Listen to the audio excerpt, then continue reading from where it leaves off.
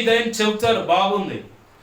దైవజనుడు ప్రార్థన చేసే ఆ డెప్త్ కంటే అవసరంలో, ఇరుకులో, ఇబ్బందులో ఉన్న నీ హృదయంలో ఉన్నటువంటి ఆ డెప్త్, ఆ వేదన, ఆ తీవ్రత, ఆ అవసరం యొక్క ఆ పట్టుదల నీకు మాత్రమే, నీ హృదయానికి, నీ మనస్సుకు, నీ తలంపులో ఆలోచనలకు మాత్రమే అందుతుంది. అది దైవజనుడికి అందదు, ఇంకే వ్యక్తికి చెప్పినా అందదు. ఒకవేళ సంఘములో సహవాసంగా ఉన్న దాన్ని బట్టి, అమ్మ అయ్యా మా అవసరం ఇది, ప్రార్థన చేయండి అని చెప్తే, వాళ్ళు పరిశుద్ధాత్మ చేత నింపబడిన వారైతే, పరిశుద్ధాత్మ నడిపింపులో ఉన్నవాళ్ళైతే నీ యొక్క అవసరాన్ని బట్టి అంతే తీవ్రంగా ప్రార్థన చేయగలుగుతారు. నాకుంది అనుభవం కాబట్టి చెబుతున్నా.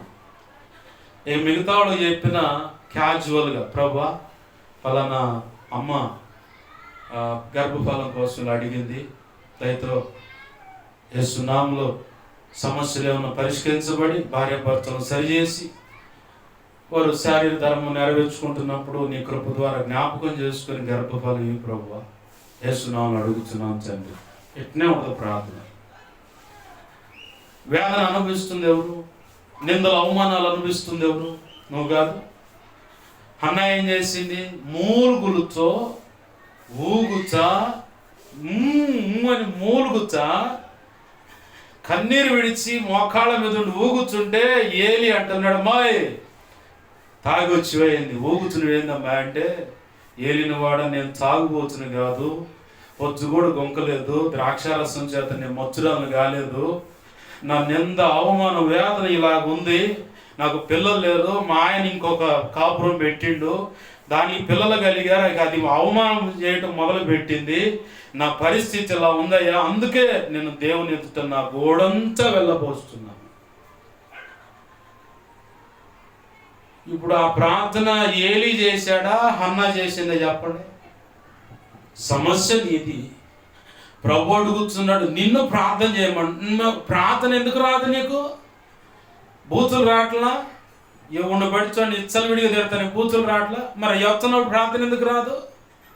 నీ అవసరం తెలిసినప్పుడు, అక్క అమ్మ ఇది నా అవసరం అని దైవజనుడికి చెబుతున్నప్పుడు మాటలు రాట్లా? ఆ మాటలే వేస్తున్నావు, అడుగుతున్నావు తండ్రి అని అడుగు. ఇప్పుడు ఈ కనబడే విచిత్రం ఏంటంటే, నా కళ్ళతో చూసిన విచిత్రం, మాంత్రికుడి దగ్గర పోయి 10,000, 20,000, 30,000, లక్షని తగలబెడతారు. వాడి దగ్గరకు పోయి ఆ పని జరగలేదనుకో, వాడిని ఏం ప్రశ్నించరు. ఎందుకంటే అండ్ నోరు జారి మాట అన్నా ఇక అంతే, వరుస పెడుతున్నారు శాతపళ్ళు. ఆ భయంతో వాడిని ఏమనరు. అదే పాస్టర్ దగ్గరకు వచ్చి పొరపాటున మందిరానికి ఇంత ఎత్తను అని, ఇంత ఇచ్చివని చెప్పని మొదలు పెట్టారా, ఇక ఉంటుంది వాడికి. ఏ దైవజనుడైనా సరే, అమ్మమ్మమ్మమ్మ వాడు పెద్ద పెద్ద ఫ్లెక్సీలు వేస్తారు, 20-60లో లేదా 20-40లో పెద్ద పెద్ద ఫ్లెక్సీలు వేసి డౌన్ చేస్తారు, దుమ్మెత్తి పోసి దుష్ప్రచారం చేస్తారు. ఎందుకంటే పాస్టర్ సహనంతో ఓర్చుకొని తీతు పత్రికలో అనుకుంటుంది ఆ మాట, సాత్వికంతోనే ఖండిస్తూ శిక్షిస్తూ ముందుకెళ్ళండి. ఆ మాట ప్రకారం ఉంటుంది. దైవజనుడు ఉంటాడు, పైన ఉన్న పెద్ద ఆయన ఉన్నాడు, అది బాగా గుర్తుపెట్టుకోవాలి. మాంత్రికుడు కాదు నీ ఎదుగుతున్న దైవజనుడు, వాడికైతే 1,000 రూపాయలు తగలబెడతావు. అసలు ఆ రూపాయి ఖర్చు లేకుండా మోకాళ్ళేసి అడుగు తల్లా అని చెబుతూ నువ్వు ఎందుకు మోకాళ్ళేసి ప్రార్థన చేయ్యా, ఆ రూపాయి ఖర్చు ఉండదు, నీ పిల్లలకు ఉపయోగపడితే వాడికి పెట్టి ఆ 10,000, 20,000, 30,000, 40,000, లక్ష పెడతావేమో, అవి బ్యాంకులో డిపాజిట్ చేయి.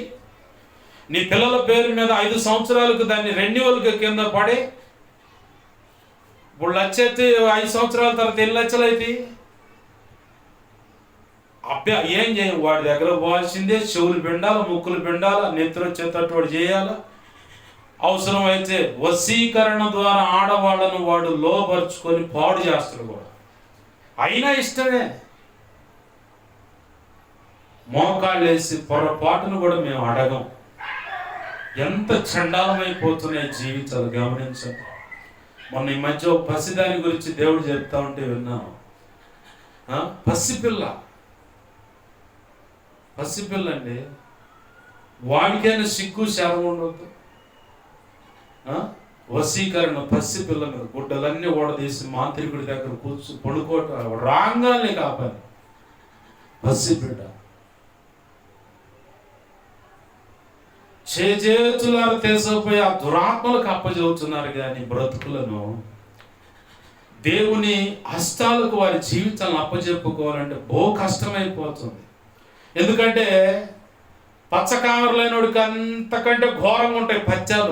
మరి విచ్చలవిడి జీవితానికి అలవాటు పడ్డవాడికి వాడు ఇష్టం వచ్చిన బ్రతకాలని, ఆమెకి ఇష్టం వచ్చిన బ్రతకాలని ఆశపడుతున్న వ్యక్తికి రక్షణలో కనపడేటువంటి షరతులు, అడ్డులు, ఆజ్ఞలు, కట్టడలు, వాక్యము, ప్రార్థన, దేవుని యొక్క సన్నిధి క్రమము అంతా ఎట్టుండదంటే, కాకరకాయలని నాకు బాగా ఇష్టం, కావాలని ఇష్టంగా తింటా చేదుని. అంతకంటే నుసిపండు అనేది ఉంది బైబిల్. నుసిపండు అంత కటిక చేదని, అంతకంటే ఘోరంగా ఉంది ఇప్పుడు వాళ్ళకు ఆ పరిస్థితులు.